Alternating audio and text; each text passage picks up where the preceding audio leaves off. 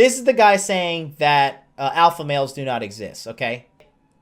This is not the look at this guy. Remember, I told you the judging character of a man is, if you look at that man, do you think he would hurt you? Are you physically intimidated by this man? If you're not physically intimidated by a guy, you probably should not take advice from him.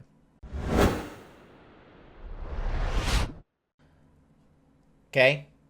Total forced smile, see? See her smile? It's forced because her eyes are not crinkled. This is totally forced because she's like, ew, I have to be next to this beta spurg. Oh, look at that beta pose right there. Gotta kiss her. Who's the prize? Who's the prize? You see, guys, if you ever take a picture like this, know that you're a loser, okay? They have to be kissing you in the photo, and you've got to be looking forward, okay? So he's clearly making all these scientific claims. Let's see if he's got a scientific background.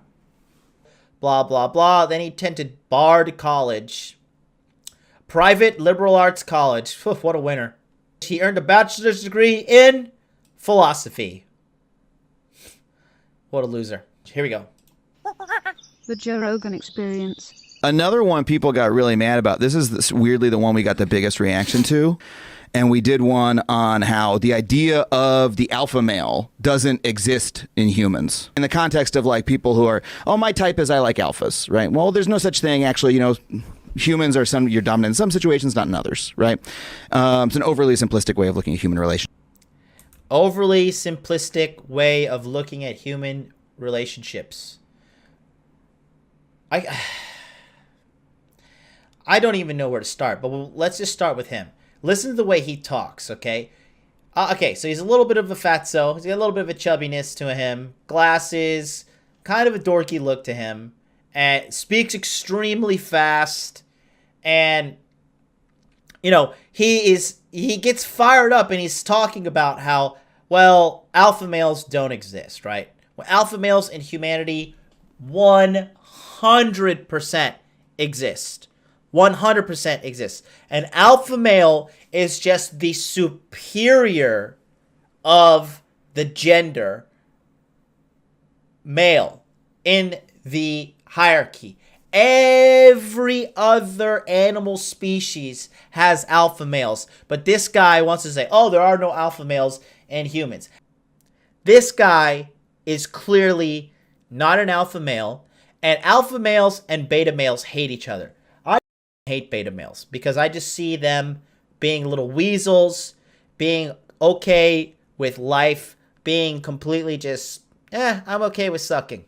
I'm okay with life just giving me a big old shit sandwich and I'll just gobble it up, okay? I'm not that type of guy. That's not my kind of thing. Beta males, they're okay with that. This guy's a beta male and he hates the fact that he's not one so bad that he's got to make a whole TV show about it. But let's continue. Because people have sort of like built a edifice of ideology in their minds about like, there's alphas, there's betas. I'm an alpha. This is what an alpha's like. This is what a beta's like. Well,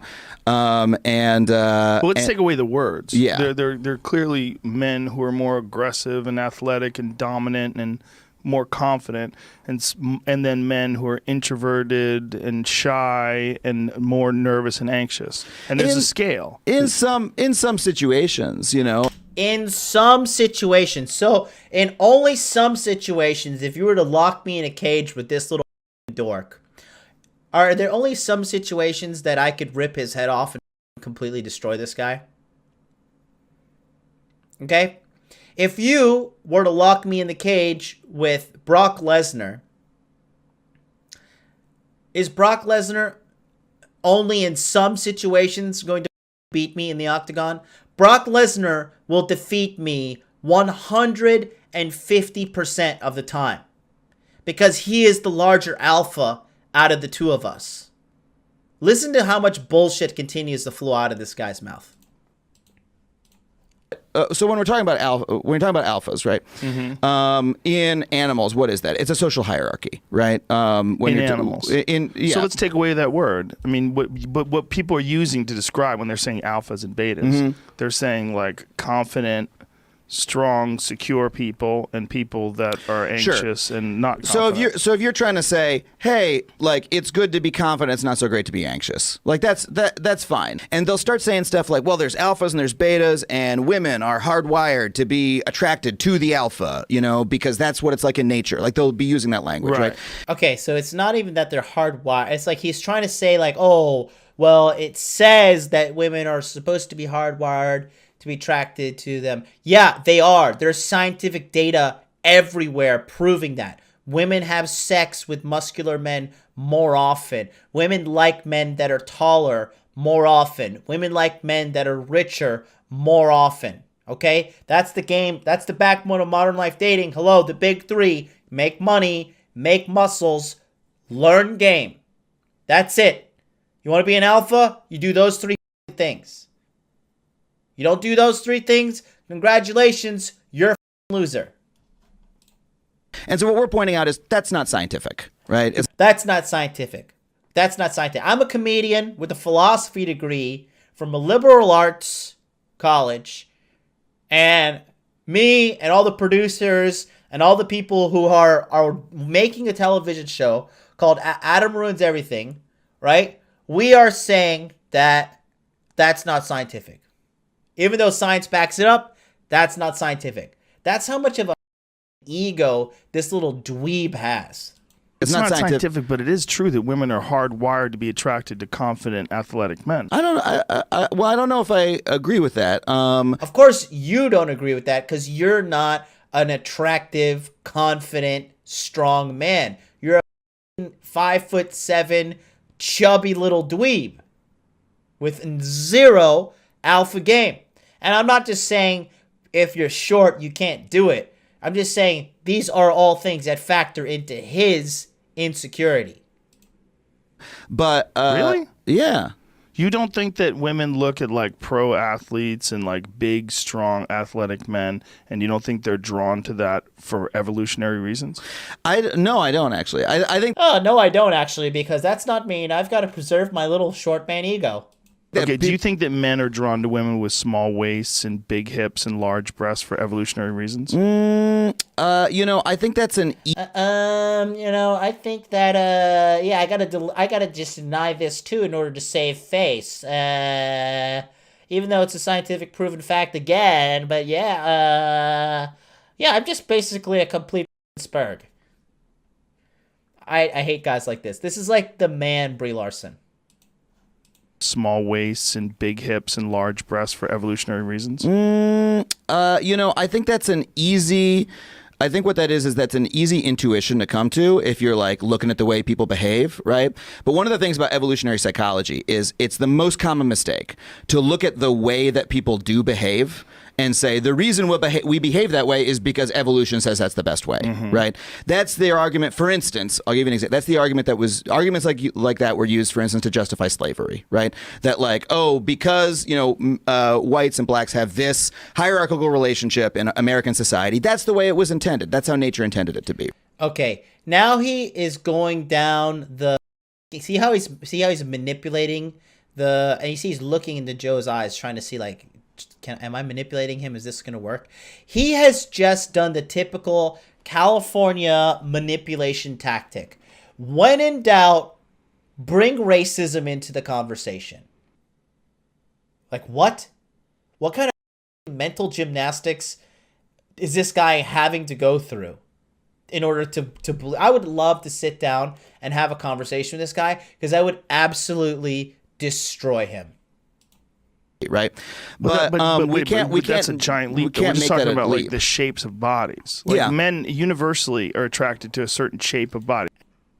There's men that are attracted to different ones, and I don't think men are universally attracted to the same body. People vary, but that hourglass shape has been throughout time something that men are attracted to. I think that hourglass shape is something throughout our recent cultural memory that we tell each other that men are attracted to, right? That's what we're told from an early age to this is the sort of women that men are attracted to, and so a lot of men end up adopting that, right? But I don't think that deep down that's how men naturally are. Really? Yeah, I read this. That doesn't make any sense to me.